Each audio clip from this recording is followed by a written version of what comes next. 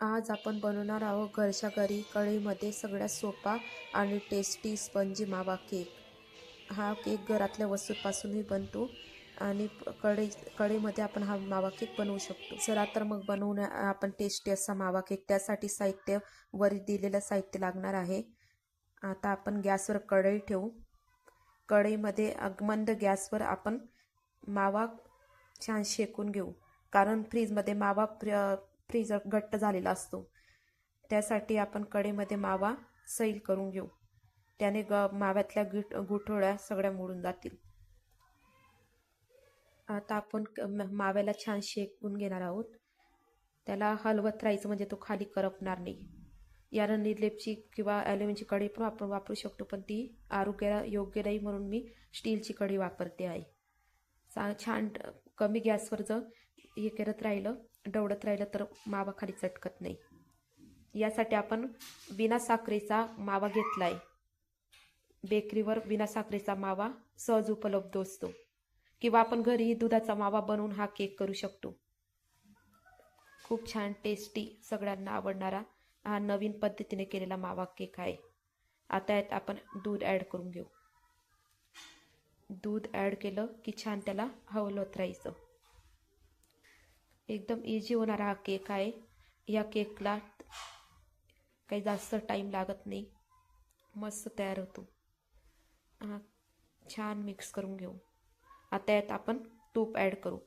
सहसा याच्यात तर आपण बटर ॲड करावं, कारण माझ्याकडे आता बटर अवेलेबल नव्हतं म्हणून मी तूप ॲड केलं आहे. बटर टाकल्याने त्याची टेस्ट अजून वाढते.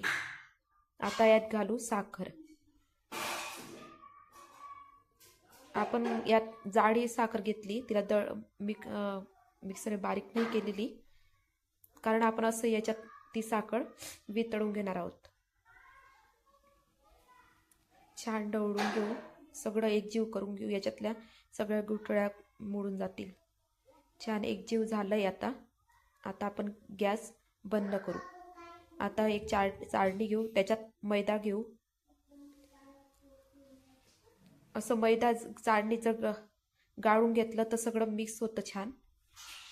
बेकिंग पावडर, बेकिंग सोडा. जर आपण असं एकजीव केलं तर केकला फ्लफीनेस येतो. मैदा थोडा छान मिक्स होतो. मैदा छान मिक्स होतोय तोवर आपण कढई प्रीहीट करायला ठेवू. मंद गॅसवर कढई प्रीहीट केल्याने केकला पटकन हीट भेटते आणि केक छान फुलतो. आपलं आता आपण सगळं एकजीव करून घेतलं आहे. आता आपण माव्याचं तयार केलेलं मिश्रण थोडं थोडं करत आता याच्यात मिक्स करणार आहोत. जास्तही सैल व्हायला नको म्हणून मी थोडं थोडं याच्यात ॲड केलं आहे. तसं तर मला आता या केकला पूर्णच मिश्रण बरोबर लागून गेलं आहे, कारण ते मी प्रमाण मोजून घेतलं होतं ग्रॅमने. तुम्हाला तसं मी वाटीने प्रमाणही देईल, कपने पण देईल. मी ग्रॅमने सगळं घेतलंय. छान एकजीव करून घेऊ. इझी असा हा केक आहे. हा बाहेर म्हणायला गेलं तर आपल्याला 450 ते 500 हाफ KG मिळतो. हा आपण इझी घरी तयार करू शकतो. आता छान मिक्स झालेलं आहे. तरी अजून थोडं मिक्स व्हायचं राहिलं आहे, अजून मिक्स करू.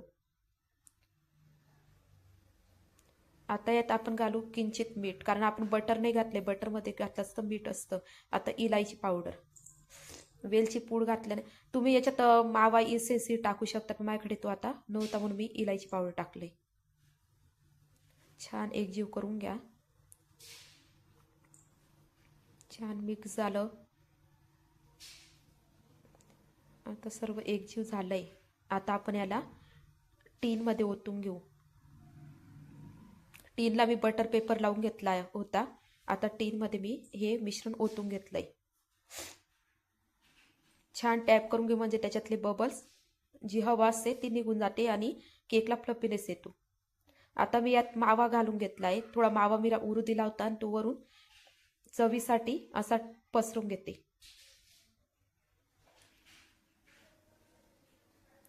आता आपण जे सुका मेव्याचे काप होते तेही वरती टाकून घेऊ. याच्यावर पिस्ता, बदाम, काजू असं जे आपल्याला आवडेल ते ॲड करू शकतो.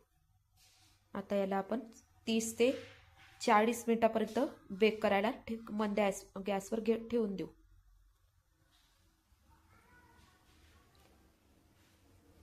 मध्ये याला तरी आपण 30 मिनिटांनंतर थोडं चेक करून घेऊ. आता आपण चेक करून घेऊ केक आपला झालाय की नाही. 30 मिनिटं झालेत. आता सुरी आपण हे करू म्हणजे त्याला केक झालाय की ते कळेल. बघा आपल्या सुरीला काही चिपकलेलं नाही आहे, म्हणजे आपला केक तयार आहे. कडेने पण आपला केक छान बेक झालाय. ह्या केकला काही आपल्याला ओव्हनची त्याची गरज नसते, आपण इझी घरी करू शकतो. आता गॅस बंद करू. आता टीनला बाहेर काढून घेऊ आणि थंड झाल्यावर त्याच्या कडा मोकळ्या करून ठेवू. हे गरम असल्यावर मोकळा नाही करायचा, नाही तर तो टीनला चिपकू शकतो. बघा आपला केक किती छान तयार झालाय, एकदम स्पंज झालाय आणि टेस्टला पण मस्त आलाय. छान फ्लफीनेस केकला आलेला आहे. आपला छान इझी मावा केक घरच्या घरी तयार आहे.